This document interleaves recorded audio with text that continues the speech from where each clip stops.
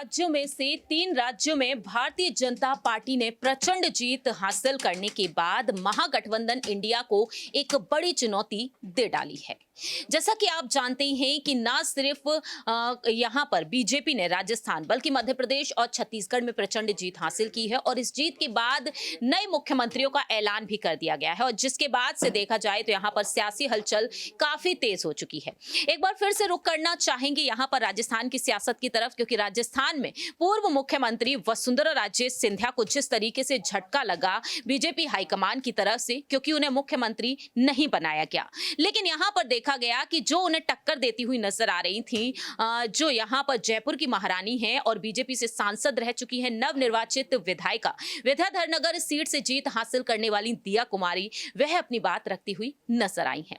नमस्कार, मैं प्रांशी राठौर और आप देख रहे हैं नेक्स्ट 9 न्यूज।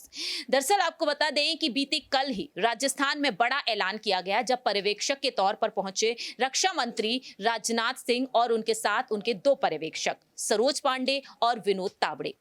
लेकिन देखा गया कि यहाँ पर उन्होंने जिस तरीके से वसुंधरा राजे सिंधिया के हाथों से ही ऐलान करा दिया, क्योंकि उन्होंने एक पर्ची उन्हें थमा दी थी और इस पर्ची में नाम लिखा था नए मुख्यमंत्री का और इस पर्ची को खोला था खुद वसुंधरा राजे सिंधिया ने, जिसमें देखा गया कि दिग्गज नेता भजन लाल शर्मा का नाम था। तो राजस्थान के नए मुख्यमंत्री भजन लाल शर्मा बनाए गए, लेकिन उप मुख्यमंत्री बनाई गई दिया कुमारी और दूसरे उप मुख्यमंत्री बने प्रेमचंद बैरवा। यानी कि बीजेपी ने यहाँ पर एक बड़ा कार्ड खेल दिया, ब्राह्मण चेहरे को आगे किया, भजन लाल शर्मा जो मुख्यमंत्री बन गए, राजपूत को साधने के लिए यहां पर राजपूत को आगे कर दिया जैसे कि दिया कुमारी, और दलित समुदाय से यहां पर प्रेमचंद बैरवा को आगे कर दिया गया।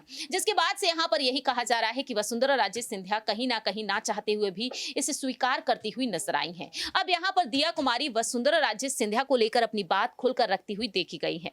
वसुंधरा राजे सिंधिया के साथ तल्खी को लेकर उन्होंने अपनी बात रखी और साथ ही साथ केंद्र की मोदी सरकार के इस फैसले पर भी। दिया कुमारी कहती हैं कि जिस तरह से महिलाओं को केंद्र में रखते हुए केंद्र सरकार ने बहुत सी योजनाएं भी बनाई हैं, जो विश्वास नेतृत्व ने मेरे ऊपर दिखाया है, उसके लिए मैं पीएम मोदी के साथ साथ बीजेपी के वरिष्ठ नेताओं का आभार व्यक्त करती हूं। एक साथ मिलकर हम सभी काम करेंगे, महिलाओं और युवाओं को न्याय मिले और राज्य का विकास हो, इसी को ध्यान में रखते हुए हम काम करना चाहेंगे। लेकिन वसुंधरा राजे संघ रिश्तों की तल्खी पर उनका कहना रहा कि इस तरह की बातों पर वह कोई टिप्पणी नहीं करना चाहती हैं। इस तरह की कोई बात ही नहीं है, सभी लोग एक साथ मिलकर काम कर रहे हैं और हमने भी एक साथ मिलकर काम किया। जब इस बात की घोषणा की गई तो भी वह वहीं पर थी और उनका भी मुझे आशीर्वाद मिला। यानी कि यहाँ पर दिया कुमारी और वसुंधरा राजे के बीच की जो तल्खी है, जो सियासी जंग को लेकर यहाँ पर कयास लगाए जा रहे थे, दोनों के बीच का रिश्ता काफी ज्यादा शानदार है। दावे तो ये तक किए जाते हैं कि एक वक्त वसुंधरा राजे सिंधिया ने इन्हें किस तरीके से यहां पर समर्थन दिया था और वह वसुंधरा राजे सिंधिया को टक्कर देते देते यहां पर उप मुख्यमंत्री बन गई, क्योंकि मालूम हो कि सीएम रेस का हिस्सा खुद दिया कुमारी भी रही। लेकिन दिया कुमारी मुख्यमंत्री तो नहीं बन पाई, लेकिन उप मुख्यमंत्री जरूर बन चुकी हैं। तो वसुंधरा राजे सिंधिया संघ रिश्ते पर वह साफ तौर पर कह चुकी हैं कि ऐसा कुछ भी नहीं है और दोनों के बीच का रिश्ता काफी अच्छा है।